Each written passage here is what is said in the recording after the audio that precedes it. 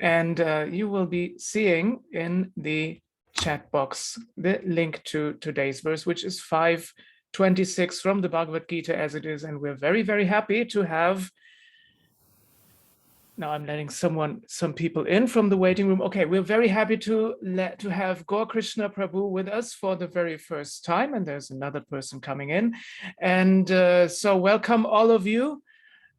Despite the fact that we have not had a fully virtual class for quite some time, you all have found your ways to our virtual temple room, so to say, virtual meeting room. And before I take up too much time of the class, I'll hand over to you, Gour Krishna Prabhu. And thank you very much in advance for being here. And to all of you, if you have any questions, of course, you can ask them at the end of the class or write them into the chat box. Hare Krishna. Hey, Hare Krishna. Thank you so much. I feel very happy and honored to be with all of you today. And many greetings from Radhadesh, where we just had the Radhadesh Mellows. And it was a very amazing festival, especially, I mean, for me personally, it was so nice to be in Kirtan again with devotees and also friends whom we haven't seen in 2 years, and then together it was like a we were all on a little bit of a mission to come together, like those who were asked to come and sing, to come together and collectively do kirtan in such a way where it can be reached out to many people all over the world online, and hopefully give them a little experience of the chanting, and you know, they had a whole quality technical team, and that I mean the whole organization was amazing. And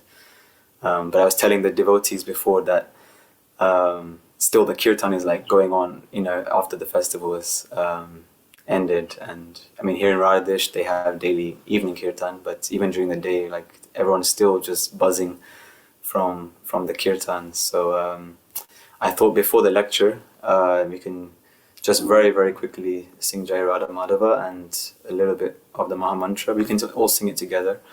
Obviously we stay muted because I think it will create quite a different sound on Zoom.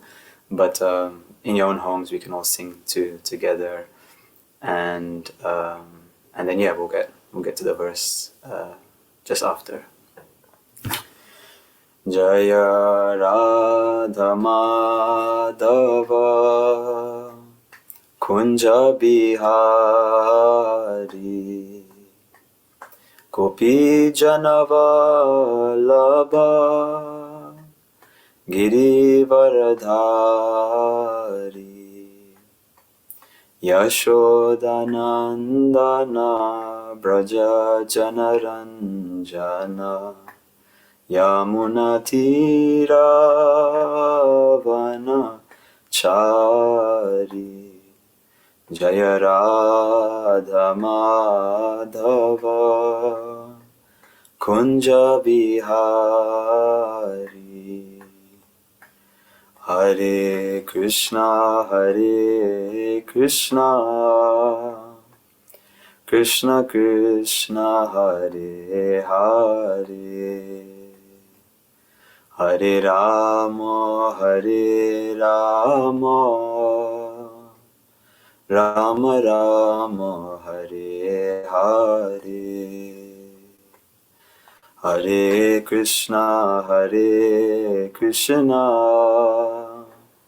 Krishna Krishna Hare Hare Hare Rama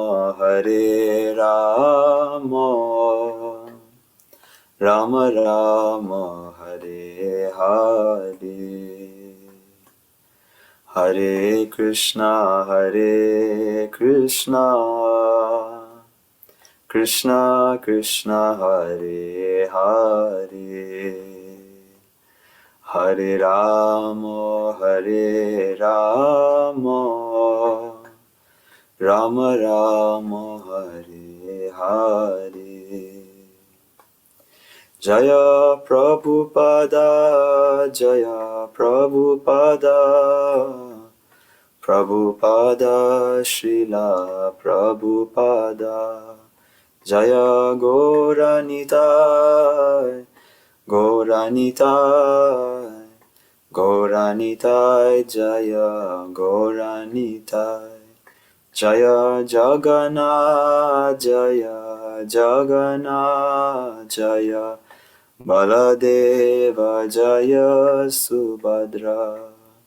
Jaya Radha Gopinatha Radha, Gopinatha Radha, Gopinatha Shri Radhe.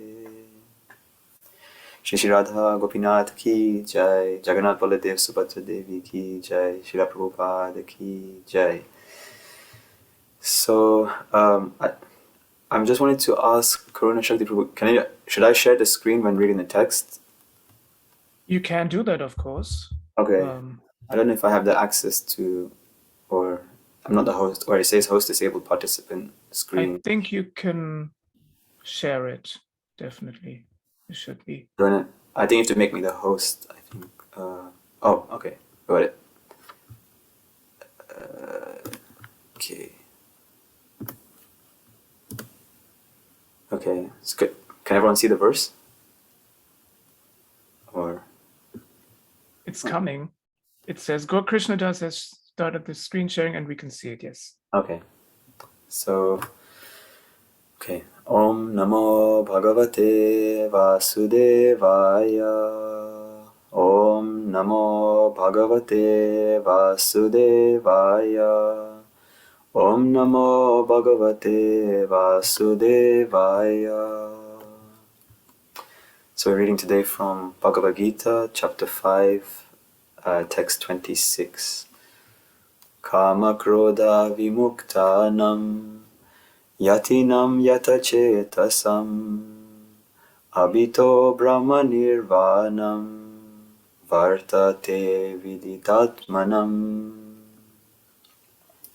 Translation: those who are free from anger and all material desires, who are self-realized, self-disciplined, and constantly endeavoring for perfection, are assured of liberation in the Supreme in the very near future. I'll just repeat that. Those who are free from anger and all material desires, who are self-realized and self-disciplined, and constantly endeavoring for perfection, are assured of liberation in the Supreme in the very near future. Purport by Srila Prabhupada. Of the saintly persons who are constantly engaged in striving towards salvation, one who is in Krishna consciousness is the best of all. The Bhagavatam 4.22-39 confirms this fact as follows. Yata-pada pankajapala savilasa bhaktya karma shayam gratihitam udragata yanti shantaha tadvan narikta matayo yatayo piruddha shroto ganasta maranam bhajavasudevam. Just try to worship in devotional service Vasudev, the Supreme Personality of Godhead. Even great sages are not able to control the forces of the senses as effectively as those who are engaged in transcendental bliss by serving the lotus feet of the Lord, uprooting the deep-grown desire for fruitive activities. In the conditioned soul, the desire to enjoy the fruitive results of work is so deep-rooted that it is very difficult even for the great sages to control such desires, despite great endeavors. A devotee of the Lord, constantly engaged in devotional service in Krishna consciousness, perfect in self-realization, very quickly attains liberation in the Supreme. Owing to his complete knowledge in self-realization, he always remains in trance. To cite an analogous example of this, Darshana dhyana samsparshe matsya karma vihangamaha swanyapatyani pushnanti tathātmam api padmaja. By vision, by meditation, and by touch only do the fish, the tortoise, and the birds maintain their offspring. Similarly do I also, O Padmaja. Padmaja is Lord Brahma. It's another name of Lord Brahma. The fish brings up its offspring simply by looking at them. The tortoise brings up its offspring simply by meditation. The eggs of the tortoise are laid on the land, and the tortoise meditates on the eggs while in the water. Similarly, the devotee in Krishna consciousness, although far away from the Lord's abode, can elevate himself to that abode simply by thinking of him constantly, by engagement in Krishna consciousness. He does not feel the pangs of material miseries. This state of life is called brahma-nirvāṇam, or the absence of material miseries, due to being constantly immersed in the Supreme. Om Jnana-timirandasya Jnananjana Shalakaya Chakshurun Militam Yena Tasmai Shri Gurave Namaha. Namo Om Vishnupadaya Krishna Prishtaya Bhutale Srimate Bhaktivedanta Swami Niti Namine. Namaste Saraswati Deve Gauravani Pracharine Nirvishesha Shunyavadi Paschatya Deshatarine. Jaya Shri Krishna Chaitanya Prabhu Nityananda Shri Advaita Gadadhara Shrivasati Gaura Bhakta Vrinda. Hare Krishna Krishna Krishna Hare Hare, Hare Rama Rama Rama Hare Hare. So, yeah, I was told just on Monday by Lekha and Janitai Prabhu that to speak on this verse, so I didn't have much time to prepare, but I prepared a little something, and I hope it will be of some relevance to all of you. And for me, definitely, I feel when I read the verse, I was very inspired, because actually the whole chapter is very inspiring, because it's as you may know, it's called Action in Krishna Consciousness, or Karma Yoga, Action in Krishna Consciousness. And we as human beings, we are very active beings who are actively involved in preparing for the future. Like when we're going for a trip somewhere, we already make all the necessary steps and plans that we can then prepare in order to go on that journey. Or if we are going on a particular career path, then we make all the necessary procedures and steps and the different like qualities and characteristics we need to develop. So throughout this whole chapter, right from the beginning, when Arjuna asks Krishna, I'm still confused, like whether I should work in renunciation or do I work in devotional service. Throughout this whole chapter, Krishna is guiding Arjuna on this journey of working in devotion for Krishna, and giving him very practical and instructive steps to take. So in this verse, we read that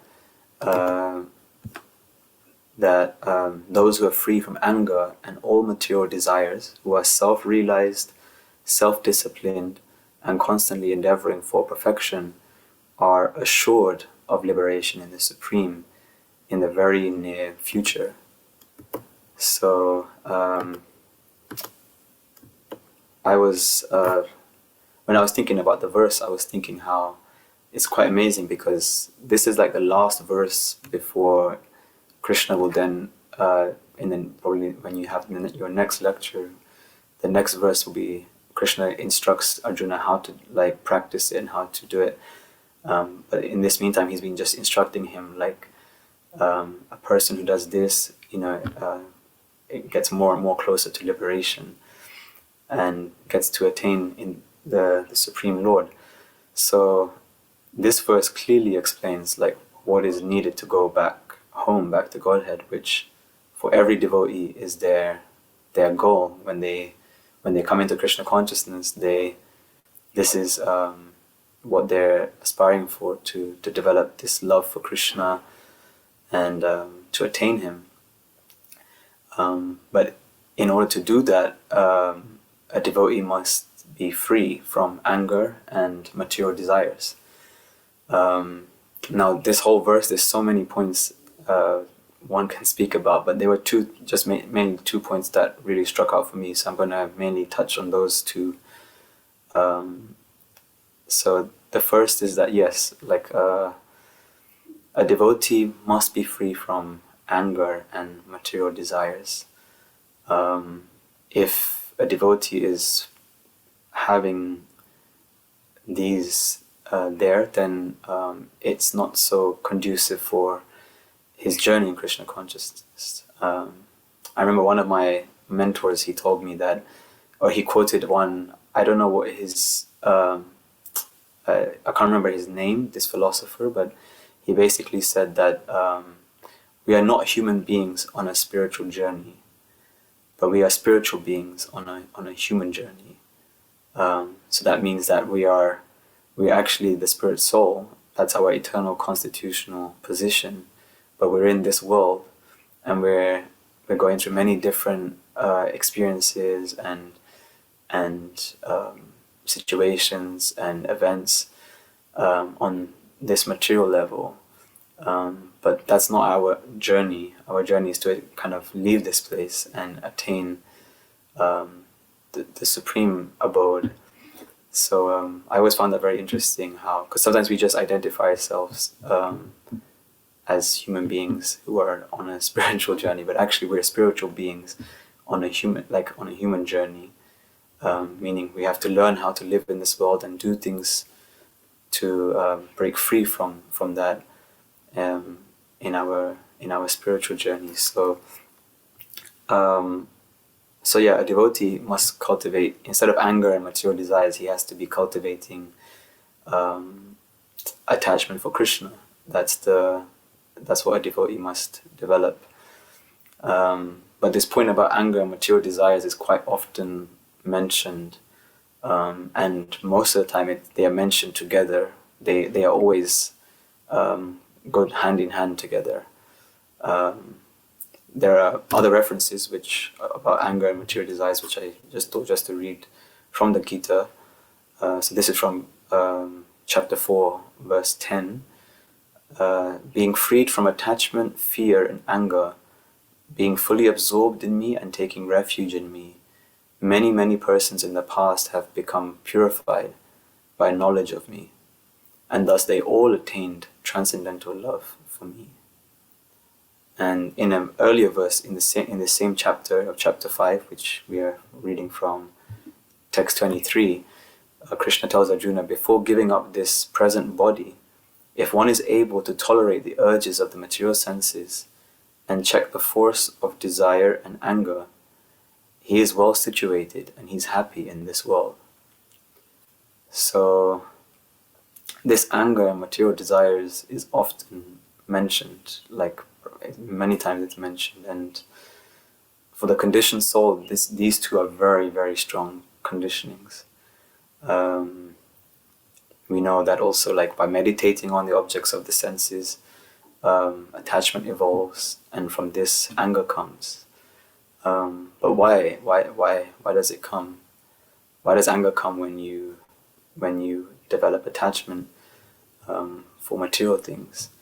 Because you won't be satisfied with those attachments, and as a natural result, you taste anger, you taste frustration or dissatisfaction.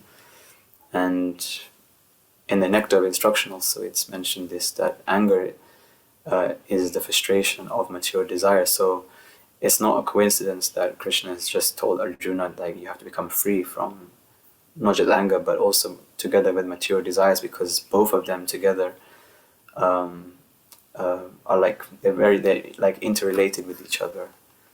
So a devotee has to know that material attachment is a source of suffering, because when you're running after something which you find in this world, it's never fulfilling, because our position in eternal position is a soul, which is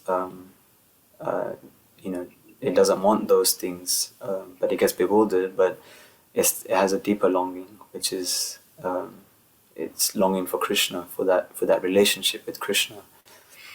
I was thinking also, like my Guru Maharaj once shared in a lecture about the 3 stages of dissatisfaction after attachment.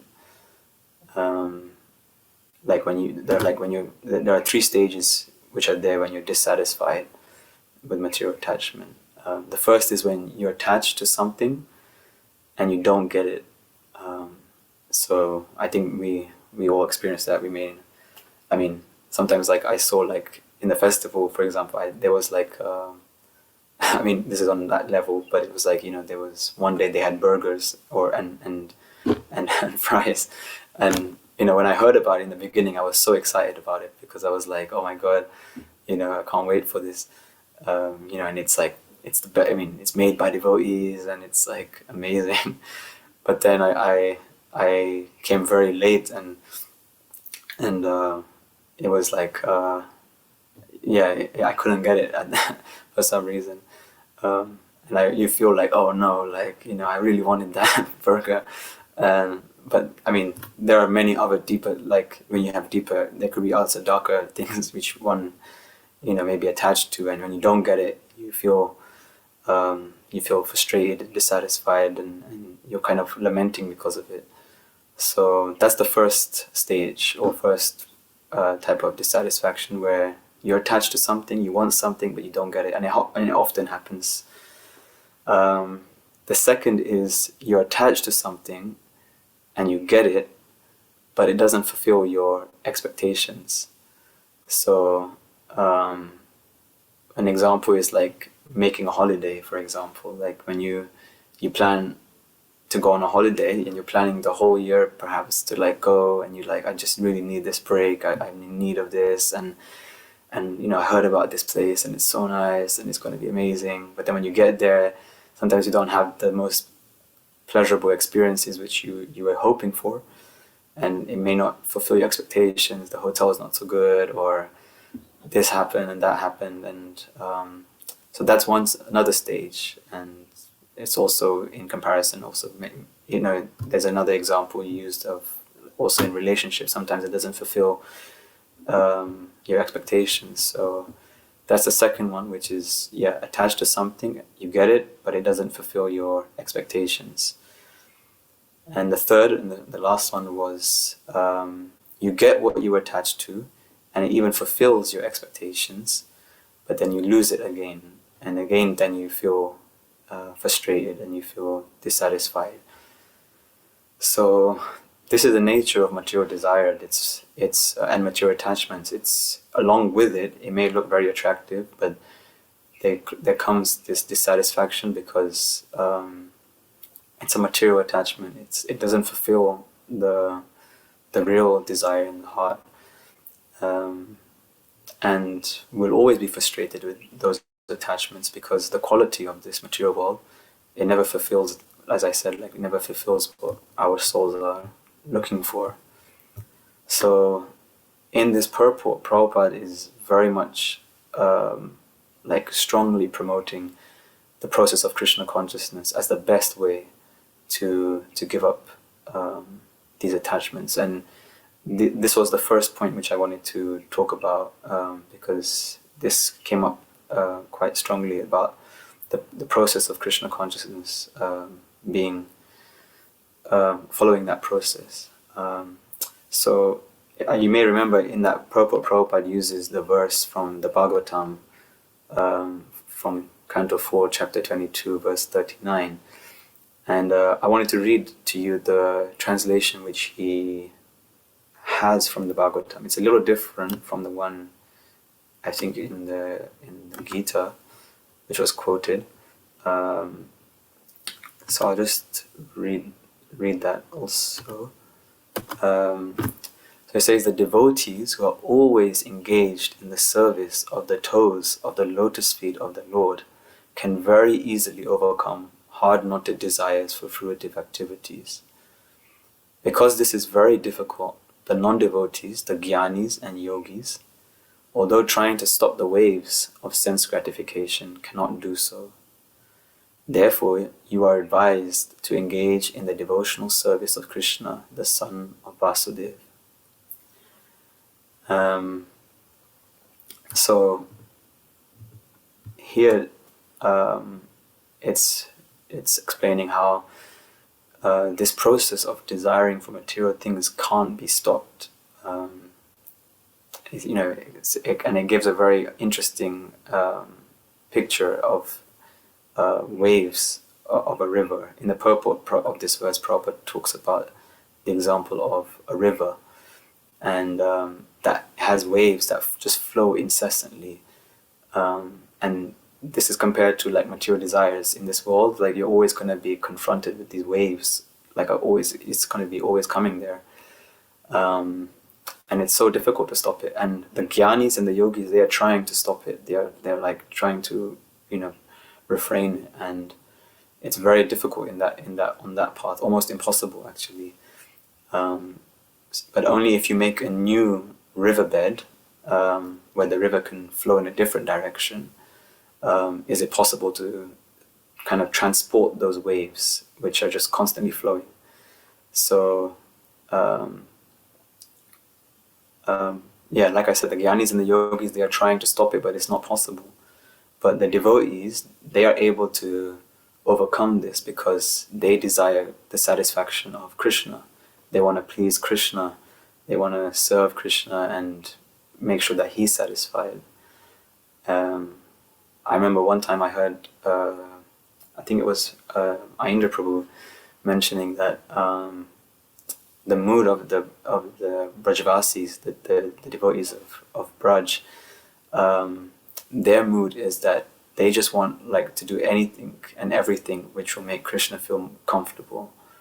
They're just thinking all the time, like, what will make Krishna comfortable? Like, does he have a nice sitting place? Does he have enough, like, water? Or is he just totally comfortable? They're just constantly desiring Krishna's satisfaction. And this is the mood of the residents of Braj when they, in their relationship to Krishna.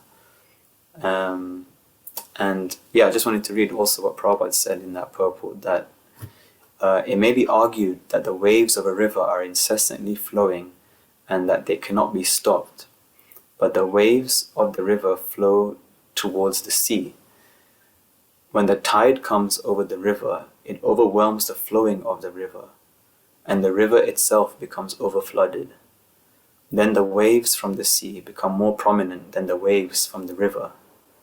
Similarly, a devotee with intelligence plans so many things for the service of the Lord in Krishna consciousness that stagnant material desires become overflooded by the desire to serve the Lord.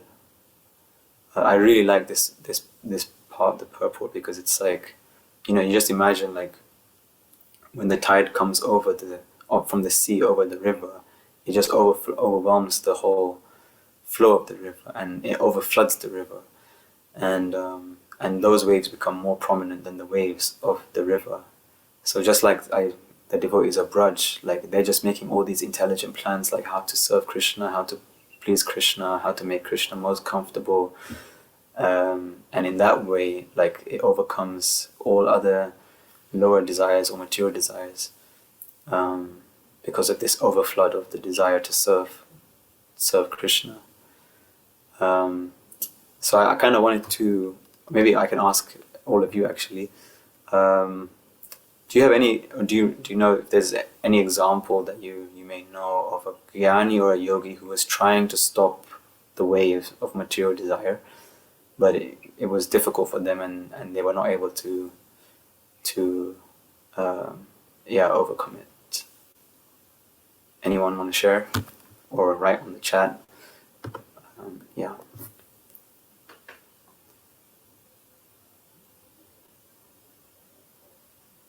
a jnani or a yogi that found it difficult and was doing many austerities, trying to overcome the lower nature and but found it difficult. And I can think of Shiva.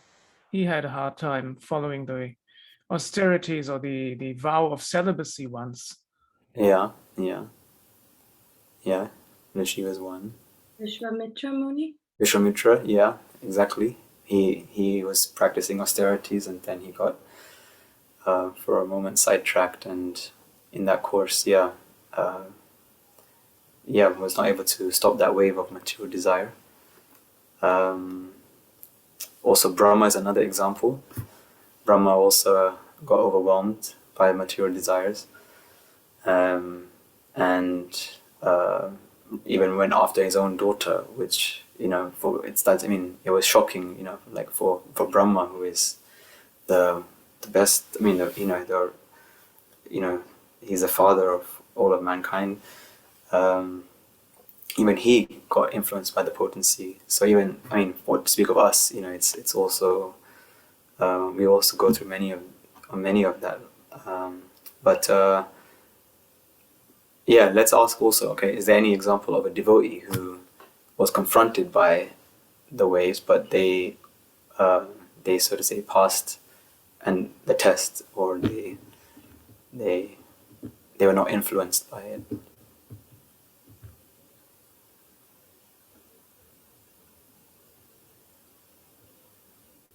Haridas Thakur?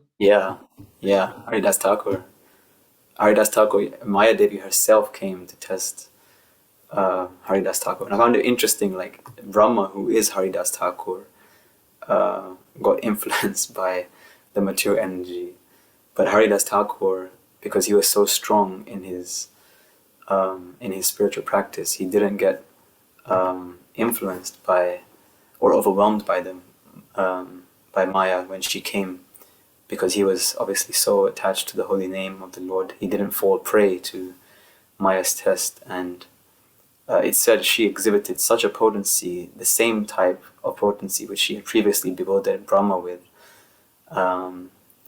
but because he was so strong in his Krishna consciousness and his absorption in Krishna consciousness, that she had no power. And as we heard, Vishwamitra Muni also, was the opposite, like he couldn't control, and he got swept away by those attachments and broke his vows. That's one of, there are many examples in the Bhagavatam which shared that. But if we look at the example of Haridas Thakur, he was really living under the protection of Krishna, and because he was always in contact with Krishna, especially through chanting the holy name and serving Krishna in that way, that he was always protected, even when he got humiliated, by the Muslim king who wanted to punish him for taking up the practice of Krishna consciousness instead of their religion. He was beaten in 21 or 22 marketplaces, and but he never exhibited any anger or material or even frustration. But he was like always immune to those forces of the world because of his absorption in Krishna consciousness. So but in relation to when Maya Devi came, lust is very powerful, and she can very easily, she can gulf up the whole creation. So for sure she can do that with us. But the point is that if you take to this process of Krishna consciousness by really thinking about how can I please Krishna whilst you're doing your different service and or your different practices, if that's there, then that will overflood the material desires, or the waves of material desires. One time I heard my Guru Maharaj also shared that. So So being in this protection of the Lord means taking shelter of Krishna in all situations, in all whatever life throws at us. Taking shelter of the lotus feet of Krishna is not just something poetic that we say, but it's actually an absolute need in our lives. We need to have that that shelter and constantly going to that shelter.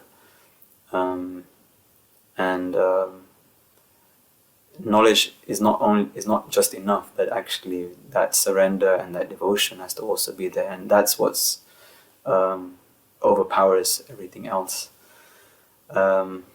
So along with that, there was one more thing I wanted to share on that point before I also go to just the next point very briefly. But there's an interesting quote from Prabhupada, which he wrote in the 1950s. He wrote a book actually called Message of Godhead, and it's an interesting, really interesting book. And there's a part of the book where Prabhupada says how, as long as you're in this world, it's going to be very difficult to not be influenced by how the material energy comes. And we're often thinking we have, that, let me ignore it, let me just tolerate it and like that. But the influence is so strong, so it's going to come again and again. That's just the nature of this world. But Prabhupada says that at the present stage of our existence, it's difficult to be unaffected by the temporary happiness and distress pertaining to the body and mind. Nor is it possible at present to assert that we are nor is it possible at present to assert that we are unidentified with the body and mind. Therefore, in our present state of existence, there is no possibility of our being indifferent in these matters of material happiness and distress. Thus, acquiring transcendental knowledge does not mean that we become indifferent to our present state of affairs, but it means that we should not be overwhelmed by the coming and going of happiness and distress. This is how a devotee tries to understands it. He knows that in this world, this is the nature of this world, and there will be times when the material energy comes very strongly.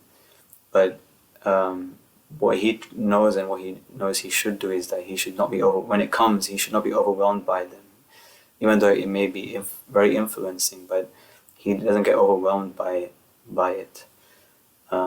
And I found that also very interesting. Also that because sometimes we think we just have to renounce everything and I can't look at I can't look at this, or I can't do that that. But that's just suppressing everything.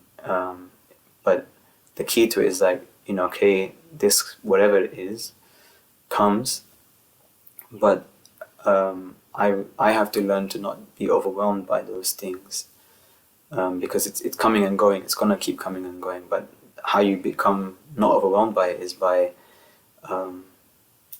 taking shelter of Krishna, because Krishna's protection is where everything is possible. And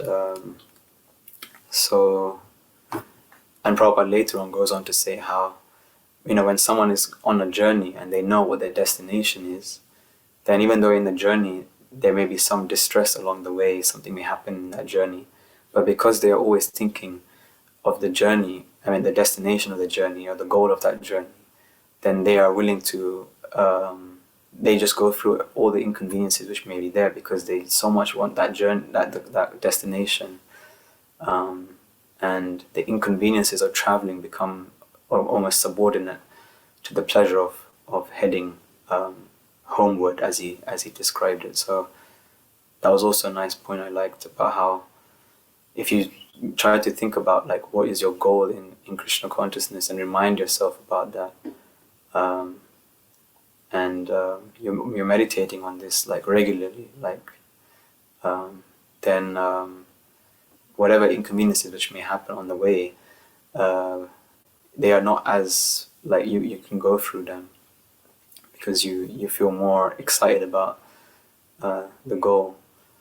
So that was one point about how the process of Krishna consciousness, even though material desires are very strong, and together with anger,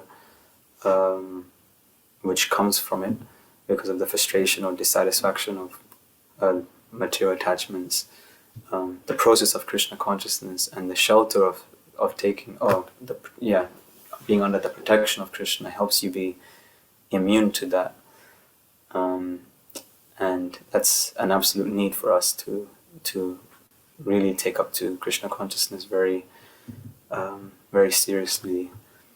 And the second point I wanted to mention is at the end of the purport, Prabhupada gives a very interesting analogy of the fish, the tortoise, and the bird, and how just as they are maintaining their offspring, like the fish maintains its offspring by looking at them, the tortoise is maintaining their offspring in meditation, and the bird is also maintaining their offspring by touch and by carrying them.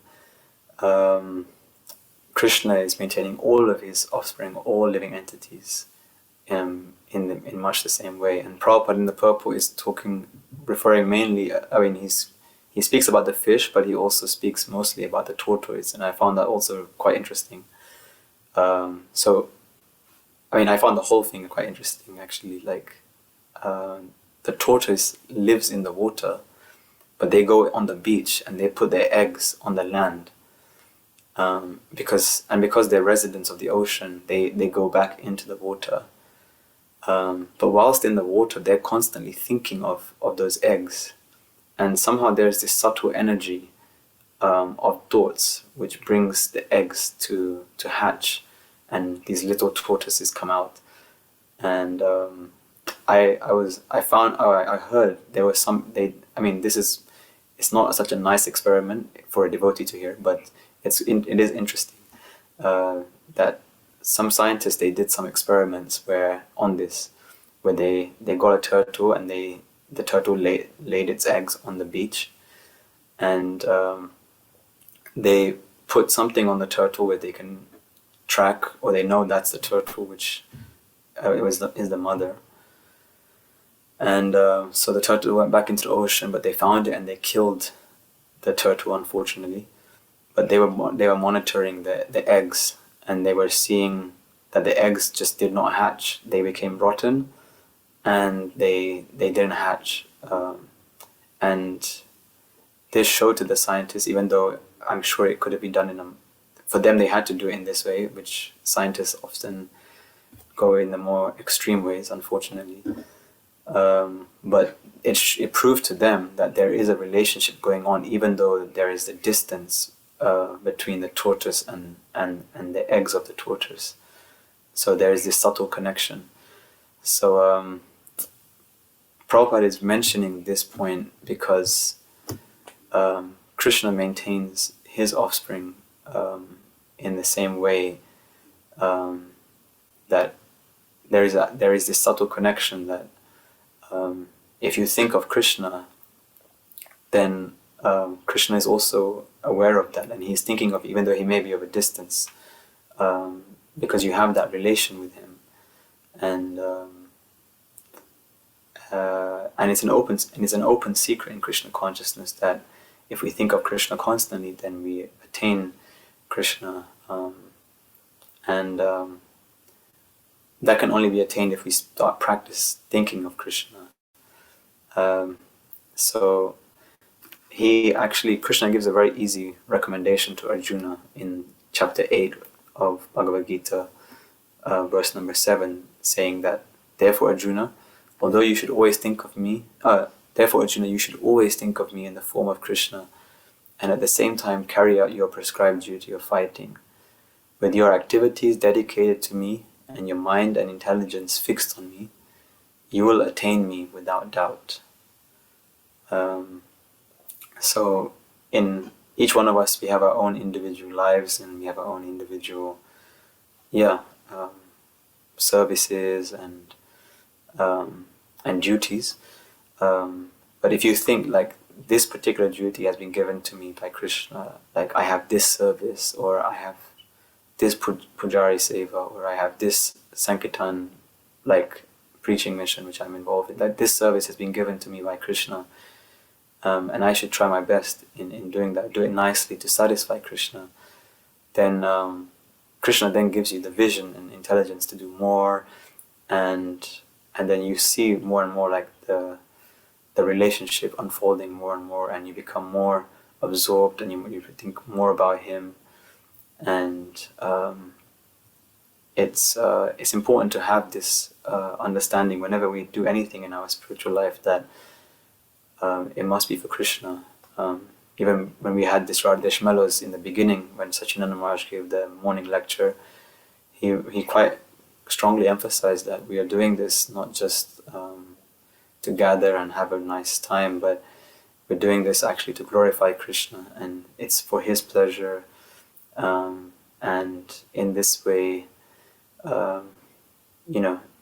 it becomes more and more, it will become easier to think of Krishna gradually, to the point where you are, as there's a quote by Ramanujacharya that says, first the remembrance of Krishna will come time to time, because you're offering different things, you're remembering Krishna whilst you're doing different things.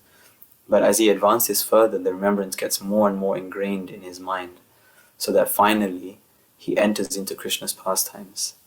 And such a devotee doesn't feel the pangs of material miseries, even being in this world. So, in conclusion, I wanted to just say that for a devotee, they can easily change that flow of this very, very strong material energy coming in. And if they change the flow of that river in a different direction, and that is mainly by practicing Krishna consciousness, in such a way that you are thinking more about how can I please Krishna, and absorbing yourself more in that,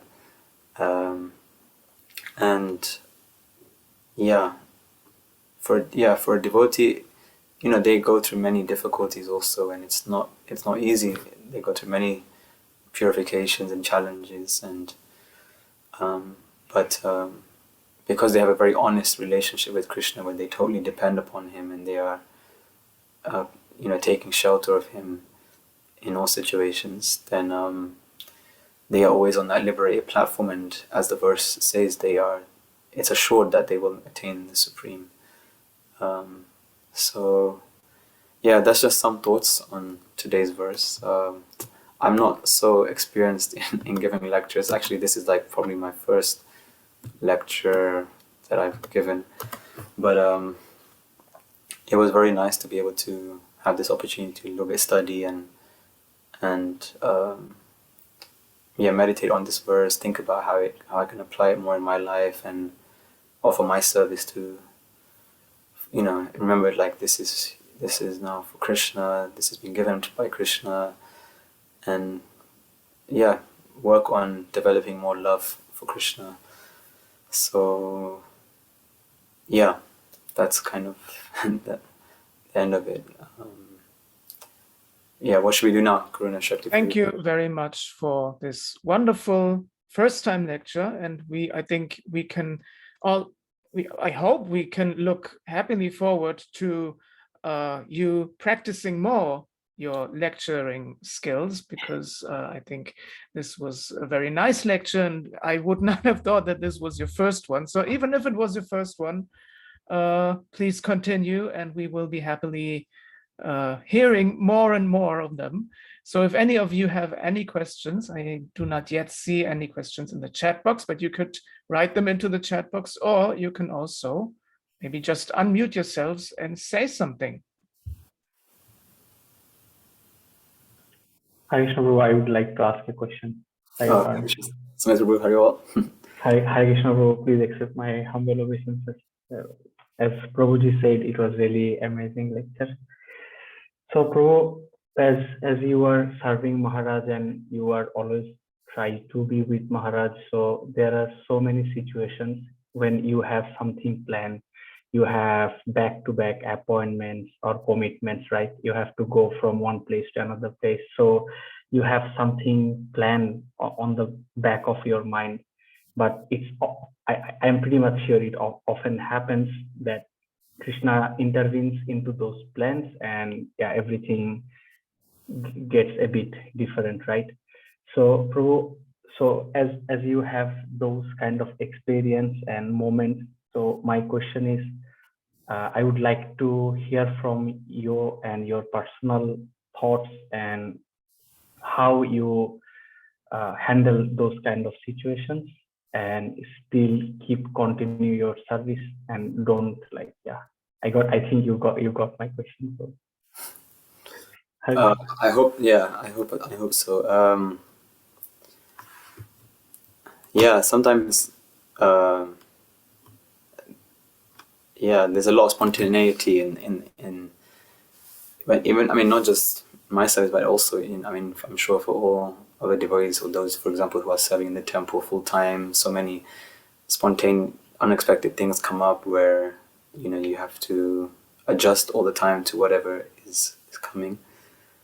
I mean, for me personally, I see that as part of my service, like that. Okay, I may have a certain plan of what may happen, but I just try to remind myself like what's the purpose behind everything, and the purpose behind everything is I'm just here to serve, and in whatever way that is, I will follow that. So the spontaneity of things which come up, which may not fit in the plans which you may have had, you just see that as like this. Okay, but now this is the service that I need to do, or I have to now do this, and this is what I have to do now. So I think, I mean, some may struggle with, and it is a struggle. It's not sometimes not easy, but at the same time, like, I think it's also not so good to be so rigid in your plan making. Like, you have to see what Krishna has in plan also. Like, I remember one time Maharaj also told me, like, it's good to know like what you want to do, like, like make plans and like that, but and he was giving one particular like scenario with one person who was going through some situation, and they kind of went through it quite difficult, and then he advised that person this point that you should never force anything to happen, because if you force something to happen, then you don't allow Krishna to reveal his plan for you. And that always kind of stayed with me. And he said, even though it's good to make plans and you should be endeavoring to know, like, make certain arrangements and like that. And I'm not just talking about appointments, but I'm talking about also life decisions, or but it's important to see to think more about, first of all about the service, but then also like okay, this is something which Krishna has given to me, so I may just go and follow that, and that always helps me. But I just know that as a devotee, it's also very important to be flexible. Like, you have to. There's not going to be all the time. This is it. Like, I'm going to be here, and then I'm going to come now to the next level, and then it's going to be this period of time. It doesn't work so much like that. It's always, there has to be that spontaneity in devotional service, where you are seeing what Krishna has in plan and patiently seeing and following. So I don't know if that answers, or is that yeah, that was just what came to me. Yes, Prabhu. Thanks a lot. Yeah, that memory you shared about what Maharaj told, that's very helpful, I think. Okay. Krishna, thank you. Thank you.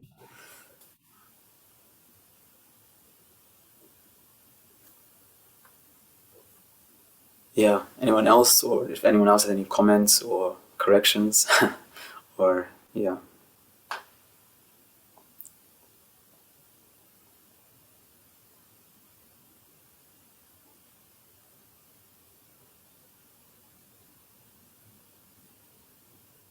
So if there is no one else, then I think we can conclude just in time. And I see here in the chat box, someone writes, thanks, you answered my question, which I had in mind for a long time. Hare Krishna. So that was so amazing, so well executed that no questions or hardly any questions are left. So, and if you have any questions that come up later, maybe you can just keep them for the next time we have Gour Krishna Prabhu, which will be hopefully very soon. So, and hopefully even in person in the temple room on a Wednesday evening. And Lika Shavanti writes, thank you so much, Gour Krishna. And I can only echo that. And I can also only say, thank you very much. Thank you for being with us, Gour Krishna Prabhu. And thanks to all of you in the audience who have been with us. And thanks, of course, to all of you who are watching this later on YouTube. Can I just say one little thing? I just really wanted to say also, like, I'm so grateful to be in this association. I mean, we came very recently. I mean, Maharaj, myself, and Bharanandini, and we had like the most amazing. It was so like when after the journey on the way back, we were just like buzzing. We were just like so happy because it was like, oh my God, these devotees are amazing, you know, and they're so like enthusiastic, and you know, it was so inspiring to see all of you, how you serve and how serious you are, and yeah, it was really, really very uplifting coming to the temple and being with all of you. And I hope that, yeah, like hopefully things get better and we can all, yeah, do it more live in person. And yeah, but yeah, thank you for being also very inspiring for us also. And yeah, please keep calling us to come back to the temple and yeah, we can all do some nice service for Lord Jagannath. Yeah. Thank you. And thank you for this opportunity also to share something.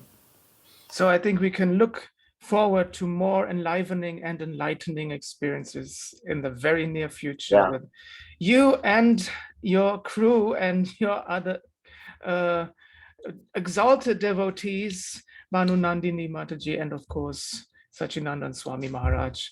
And with that, I conclude this evening and thank you very much. Hare Krishna. Srila Prabhupada ki jai. Jai. Lord Jagannath, Baladev, Subhadra Devi ki jai. Nitai Gaur Premanande. Hare Krishna.